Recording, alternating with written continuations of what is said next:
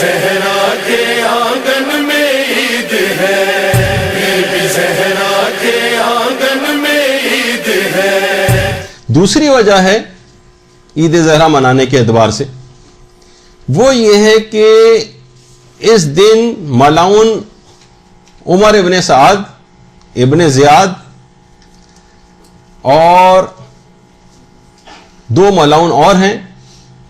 ایک شمر ہے اور ایک حسین ابن نمیر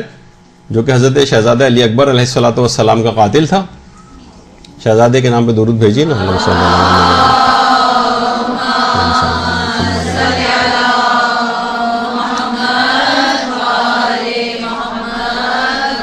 کہ جب ان چاروں کے سر مختار نے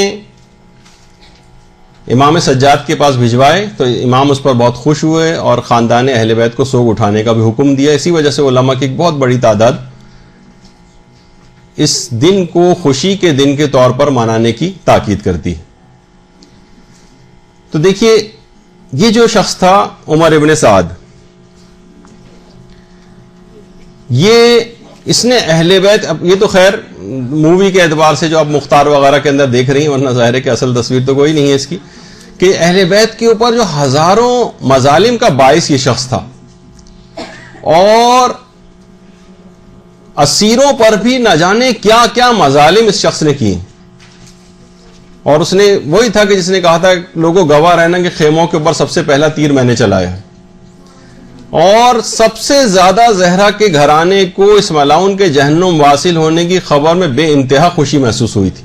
اور اسی مناسبت سے اس کو عید زہرا بھی کہا گیا ہے۔ یہ وہی عمر سعد ہے کہ جوانی میں جب یہ جوان تھا تو امیر المومنین نے اس کو دیکھ کر کہا تھا کہ اے عمر ابن سعد، اس دن تم کیا کرو گے جب تم خود کو جنت اور جہنم کے درمیان گم پاؤ گے اور بالآخر جہنم کو اختیار کر لو گے۔ اور سن 60 ہجری میں ہی امیر المومنین کی جو پیشگوئی تھی یہ پوری ہو گئی۔ ابن زیاد نے شہر رے کی جو حکومت تھی اس کو امام حسین سے جنگ کی ایک شرط قرار دیا تھا، اور امام حسین علیہ السلام نے مکمل پوری کوشش کی تھی کہ کسی طریقے سے یہ شخص راہ راست پر آ جائے، مگر اس پر دنیا غالب تھی، حب دنیا کا شکار تھا۔ بہرحال امام نے اتمام حجت اس کے اوپر کی، اور جب یہ کسی صورت میں قائل نہیں ہوا تو امام نے پھر اس کے متعلق یہ بات کہی کہ تجھے موت بستر پر ہی دبوچ لے گی، اور خدا بھی تجھ کو قیامت کے دن معاف نہیں کرے گا، اور خدا کی قسم عراق کی گندم کا ایک دانہ بھی تو نہ کھا سکے گا، یعنی جس شہر ریک کو تو چاہتا ہے کہ حاصل ہو جائے، تجھے عراق کی گندم کا ایک دانہ بھی کھانا نصیب نہیں ہوگا۔ تو اس نے امام سے ایک استہزاء کیا تھا اور مذاق کیا تھا، ٹھیک ہے اگر گندم نہ ملی تو میں جو کھا لوں گا۔ اور کربلا میں اسی ملعون نے امام حسین کے جسم پر گھوڑے دوڑانے کا حکم دیا، اور اس کے بعد 11 محرم کو اہل حرم کو اسیر کر کے اپنے نجس ساتھیوں کے جسموں کو دفن کرنے کے بعد امام حسین ان کے ساتھیوں کے پاکیزہ جسموں کو اسی طرح سے بے گور و کفن میدان کربلا میں چھوڑ کر کوفے کی طرف روانہ ہو گیا۔ اس کے مظالم کی ایک بڑی تفصیل ہے۔ تو سب سے زیادہ خوشی اس لحاظ سے حضرت زہرا کو ہوئی ہوگی اس کے واصل جہنم ہونے کی، اور مختار کے قیام کے بعد پھر مختار کے غلام کے ہاتھوں یہ اپنے ہی گھر میں واصل جہنم ہو گیا۔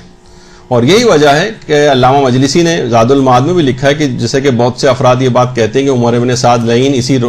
دن واصل جہنم ہوا ہے، 9 ربیع الاول کے دن۔ اگر ایسا ہے تو یہی بہت کافی ہے اس دن کے شرف اور فضیلت کو بڑھانے کے لیے،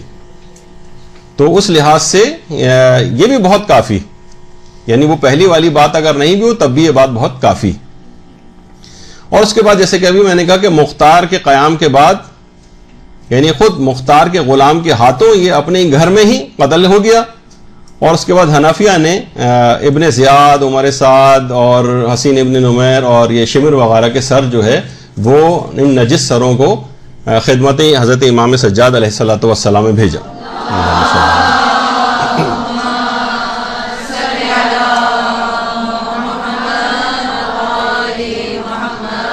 اچھا، جب یہ سر پہنچے تو امام اس وقت مکے میں تھے،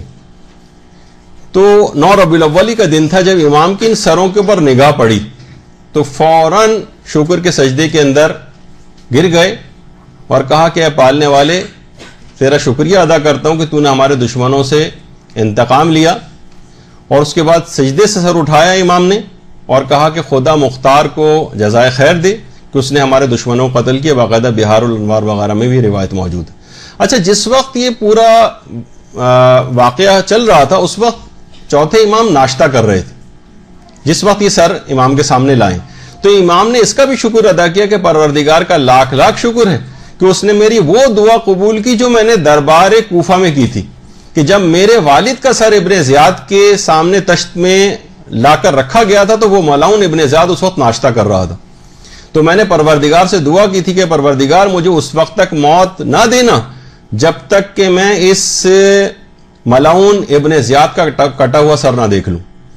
اور امام کی یہ دعا اس کے بعد قبول ہوئی. اس کے بعد روایت میں کہ امام زین العابدین علیہ السلام وہاں سے اٹھے، اپنے گھر کے اندر تشریف لے گئے اور وہاں پر موجود مخدرات عصمت و طہارت جو خواتین تھیں ان سے فرمایا کہ تم لباس غم کو تبدیل کرو، آنکھوں میں سرما لگاؤ، بالوں میں کنگھی کرو. اور اہل حرم نے امام کے حکم کے مطابق عمل کیا. اور کیونکہ امام حسین کی شہادت کے بعد سے لے کر اب تک